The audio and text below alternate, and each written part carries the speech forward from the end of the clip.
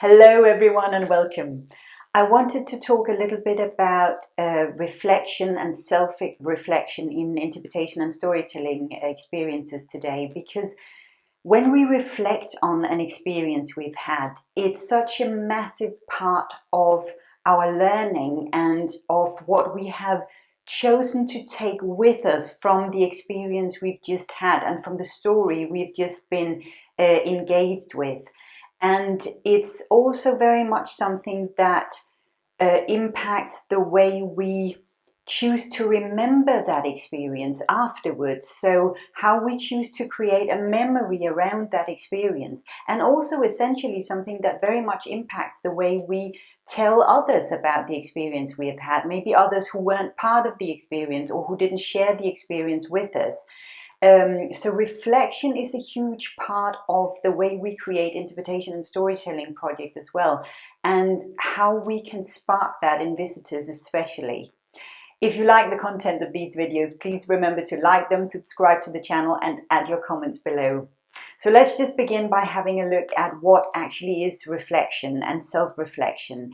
Well, essentially it's a very careful thought, serious thoughts about our own experiences and about our own achievements, our thought patterns, the way we approach new things, the way we approach things we already know, our habits, but also very much the way we behave, and thoughts around how we behave and why we have chosen to behave the way we do. And all of this is something that a lot of us reflect upon from time to time.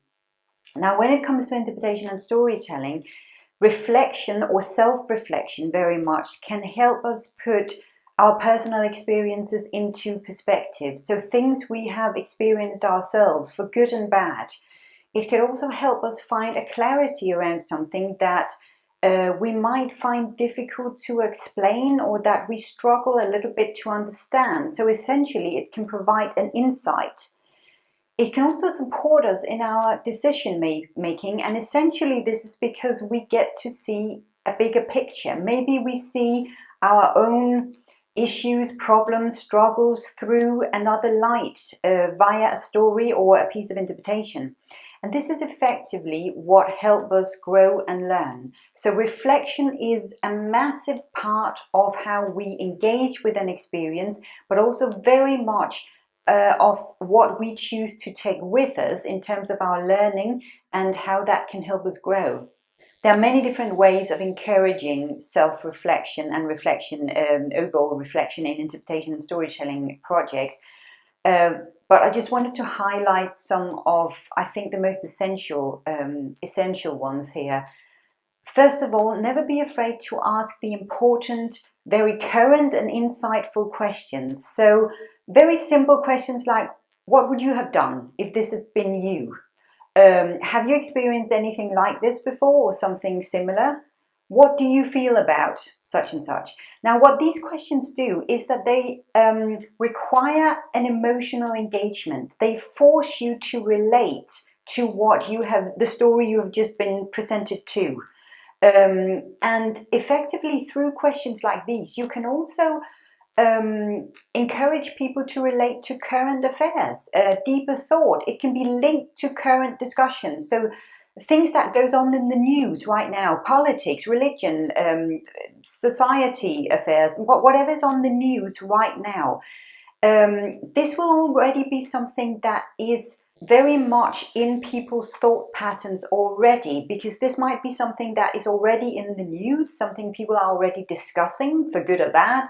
If you can create a direct link to something, a reflection to something that is already going on through your storytelling, through your interpretation, your activities, exhibitions, whatever you're creating, this is really something that can be very, very powerful in creating a deeper reflection. Encourage active engagement. Now, this can be directly through interactions, sharing between visitors, between audiences, exercises, also exercises that you can bring with you home, do online, for example, or something you can continue to do after a visit, or indeed do before a visit, because that means you have already engaged people in an active thought pattern and in activities, essentially, something they have to do that can help them or support them in the experience they are about to have or they have already had with you. Ask for a visitor or audience contribution. So for example, in an exhibition, during a live event, an activity, during a piece of recreation, whatever you're doing, let visitors feel that they have a say and let them make a contribution. That feeling of leaving something behind for example, new visitors to come and see your experience, that can be incredibly powerful as well when it comes to creating learning and reflection, because it means that you start to think about not just how you have perceived and understood something, but also what you are leaving behind for others to engage with. Encourage a future action. So directly ask visitors or audiences, next time you come across this and that, what will you do? How will you go about this in your daily life? What will you do as a result of what you have just seen or what you have just experienced? These follow-up questions, if you like, is not just something that forces visitors to actually think about what they have experienced, but it's also something you can use in newsletters, for example, after a visit, in follow-up emails, in leaflets, in exercises that can somehow act as reminders of the interpretation experience that visitors have just had. And this is actually directly encouraging visitors to come up with an action or some sort of approach that they are going to adopt or change or incorporate in their way of living, in their way of thinking, in their lives, as a direct result of what they have just experienced with you. Now, the thing about sparking reflection or food for thought, whatever you want to call it, is that you can't really force it. So if visitors or people don't want to engage in deeper questions or deeper thoughts, you can't really force them to.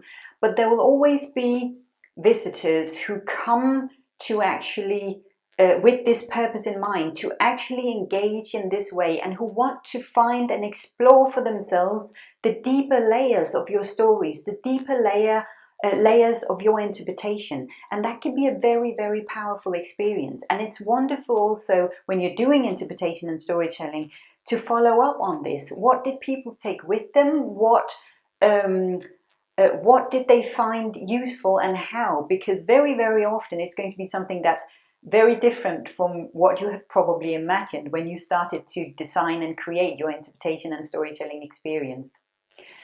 Please share your thoughts around this. What have you found to be really effective ways of doing or creating reflection or self-insight in audiences? Have you done something around your activities? What did you do as follow-up? Please share your thoughts on how you've gone about this. It would be so, so interesting to hear about your experiences.